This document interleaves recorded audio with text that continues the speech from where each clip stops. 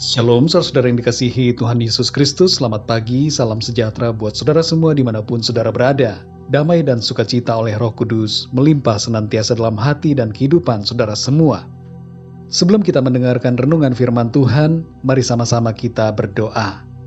Bapa kami yang di sorga, Bapa di dalam nama Tuhan Yesus Kristus, kami mengucap syukur Tuhan untuk pagi hari ini, kembali kami merasakan anugerah Tuhan, kasih Tuhan, dan kebaikan-Mu yang begitu luar biasa dalam hidup kami. Terima kasih ya Tuhan, pada saat ini kami mau mendengarkan sabda firman-Mu. Urapilah kami ya Tuhan, supaya kami dapat mengerti apa yang menjadi kehendak-Mu bagi setiap kami. Terima kasih ya Bapa. Dalam nama Tuhan Yesus Kristus, kami berdoa dan mengucap syukur. Haleluya. Amin. Saudara yang dikasih Tuhan, nats Alkitab kita pada saat ini terdapat di dalam Injil Lukas pasal 15 ayat 11 sampai 32. Saudara dapat membacanya secara pribadi kemudian melanjutkan renungan ini. Saya akan membacakan Lukas 15 ayat 17 sampai 20. Tertulis demikian. Lalu ia menyadari keadaannya. Katanya, betapa banyaknya orang upahan Bapakku yang berlimpah-limpah makanannya, tetapi aku di sini mati kelaparan.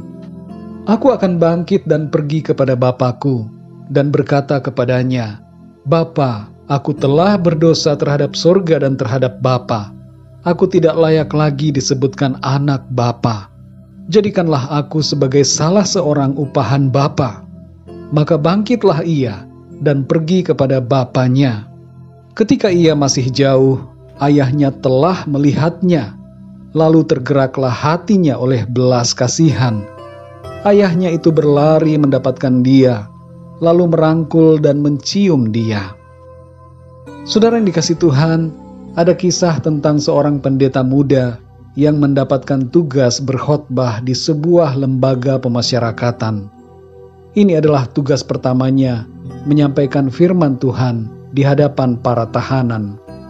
Ia berdoa dan meminta hikmat Tuhan mengenai khotbah apa yang akan ia sampaikan.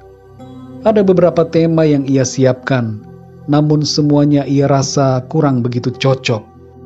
Saatnya pun tiba, pendeta muda ini dengan sedikit gugup pergi bersama tim pelayanan menuju ke sebuah penjara. Ibadah pun dimulai. Para jemaat yang adalah tahanan lapas menyanyi memuji Tuhan. Akhirnya tiba gilirannya untuk menyampaikan khotbah. Pendeta muda itu naik tangga menuju ke mimbar, tapi tiba-tiba ia terjatuh karena tersandung anak tangga. Para tahanan yang hadir di situ tertawa melihatnya. Pendeta muda ini kemudian berdiri dan terus berjalan ke mimbar. Lalu ia pun mulai berbicara. Saudara-saudaraku yang terkasih, saya percaya bukan suatu kebetulan saya terjatuh, tapi Tuhan mau menunjukkan kepada saudara semua bahwa kita bisa bangkit lagi walaupun kita sudah terjatuh. Pembukaan khotbahnya begitu menyentak para tahanan yang hadir, dan ia menyampaikan firman Tuhan dengan luar biasa oleh urapan Roh Kudus yang memulihkan hati dan membangkitkan semangat mereka yang hadir untuk hidup dalam kebenaran firman Tuhan. Saudara yang dikasihi Tuhan, dalam nats hari ini terdapat kisah mengenai anak bungsu yang pergi dari ayahnya dengan membawa warisan yang banyak. Ia berfoya-foya, berbuat banyak dosa, dan menghabiskan semua hartanya sampai ia jatuh miskin.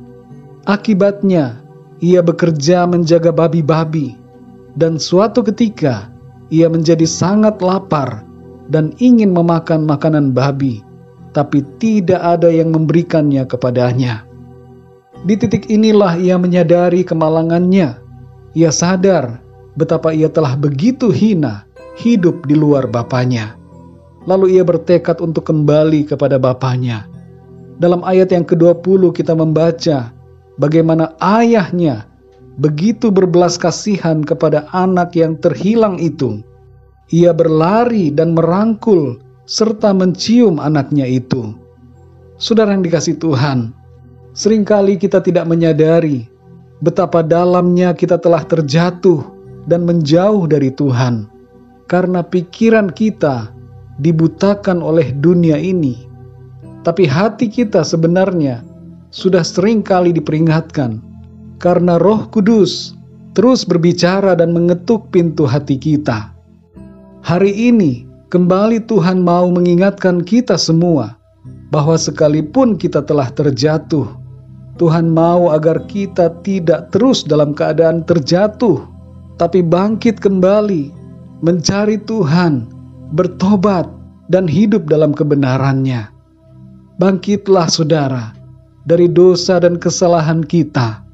Bangkitlah dari kegagalan kita. Jangan biarkan diri kita terus-menerus terkapar, tergeletak, tidak berdaya.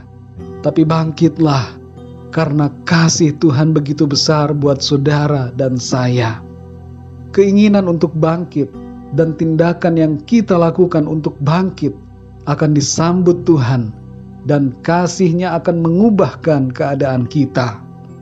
Jangan berpikir bahwa kita tidak bisa bangkit lagi. Iblis ingin kita terus terpuruk, dan ada banyak orang-orang lain yang ingin kita terus terpuruk. Tapi Tuhan mau agar kita bangkit, berdiri di atas kebenaran firman-Nya untuk mengalami pemulihan dan berkat Tuhan. Dalam 1 Yohanes 1 ayat 9 firman Tuhan berkata, "Jika kita mengaku dosa kita, maka Ia adalah setia dan adil, sehingga Ia akan mengampuni segala dosa kita dan menyucikan kita dari segala kejahatan." Mari saudara yang dikasihi Tuhan, apapun keadaan saudara saat ini, bertobatlah, bangkitlah, berdirilah kembali, datanglah kepada Tuhan Yesus.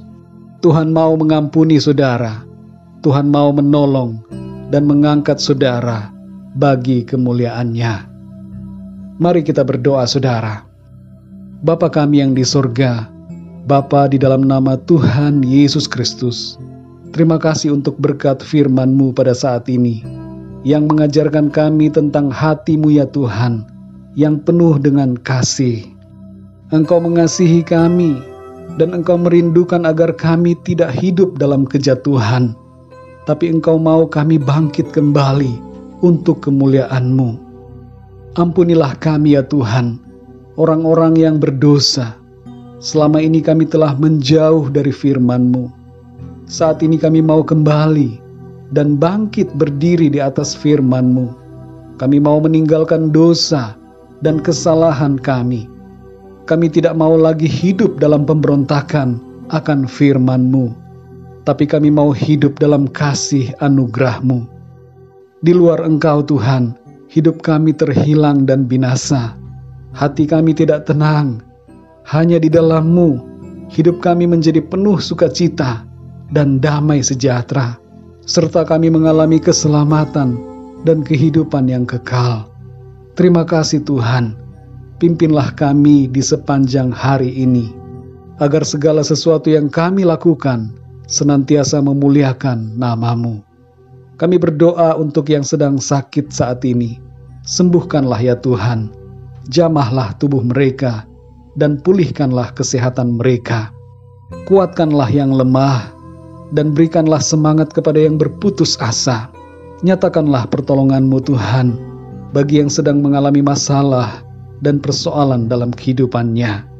Terima kasih Tuhan, kami serahkan semuanya ke dalam tangan kasih-Mu. Kami percaya Engkau mendengar dan menjawab segala seruan dan doa kami.